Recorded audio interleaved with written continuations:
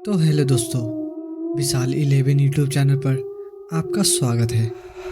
इस चैनल पर आपको देखने को मिलती है डरावनी कहानियाँ। तो अगर आप लोगों को ऐसी कहानियाँ सुनने में अच्छी लगती है तो हमारे चैनल को सब्सक्राइब कर लें और साथ में बेल आइकन को प्रेस करें ताकि हमारी आने वाली वीडियो की नोटिफिकेशन आप तक पहुंच सके। तो चलिए बढ़ते हैं आज की इस कहानी की ओर।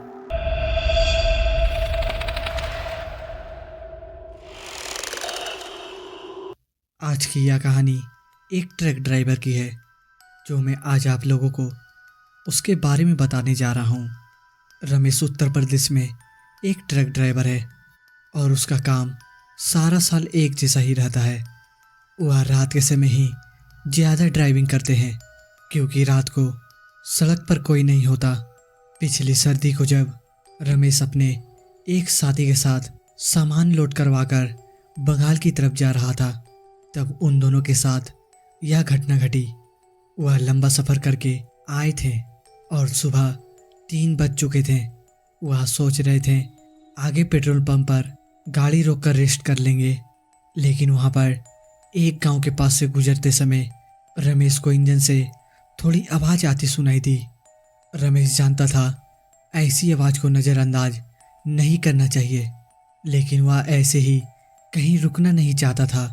तो वह ट्रक चलाता जा रहा था, लेकिन अब यहाँ पर एक गांव के पास से गुजरते समय बारिश के कारण सड़क खराब हो चुकी थी।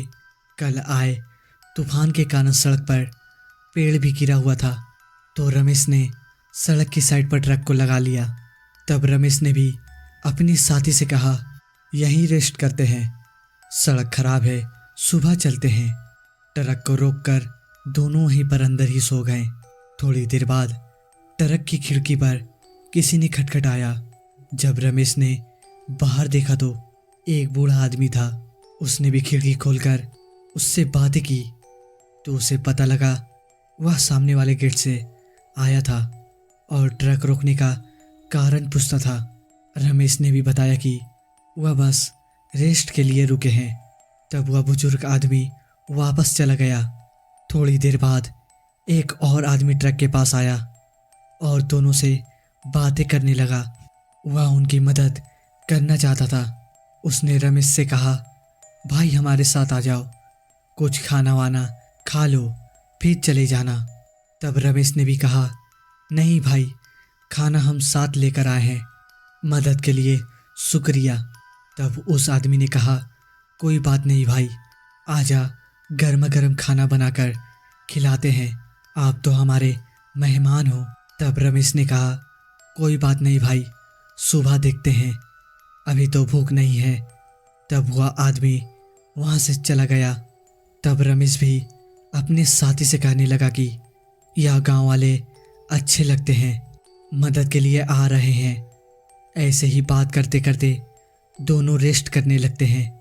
थोड़ी देर बाद एक और आदमी वहाँ आता है और ट्रक की खिड़की खटखटाकर उससे बातें करने लगता है और ट्रक की खिड़की खटखटाकर उनसे बात करने लगता है, भाई ट्रक में क्यों बैठे हो, गेट के अंदर आ जाओ, हमारे साथ आराम से रेस्ट कर लो। तब रमेश ने भी कहा, मदद के लिए शुक्रिया, ट्रक देखना पड़ेगा ना भाई, तो रात को यहीं रहेंगे, सुबह को मिलते हैं, खाना खाकर ही जाएंगे। इतना सुनकर वह आदमी अंदर चला गया।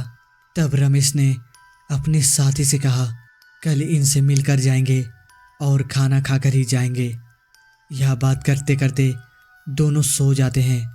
सुबह होने पर दोनों उठते हैं। रमेश तब ट्रक से बाहर निकलकर देखता है तो उसे वहाँ कोई नज़र नहीं आता जहाँ से लोग रात को आ रहे थे।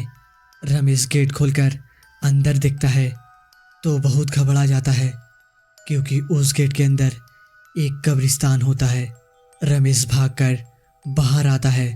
तब एक बाइक वाला पास से गुजर रहा होता है।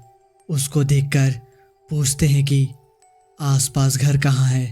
तब वह आदमी कहता है, भाई गांव तो बहुत पीछे है, यहाँ पर तो कब्रिस्तान है बस, वैसे ध्यान से रहना, कहते हैं यहाँ लोगों को भूत नजर आता है, इतना सुनकर रमेश और उसका साथी बहुत ज़्यादा डर जाते हैं और ट्रक स्टार्ट करके वहाँ से निकल जाते हैं। रमेश के मन में एक सवाल घूमता ही रह जाता है कि अगर वह उन दोनों के कहने पर उसके अंदर चला जाता तो क्या होता।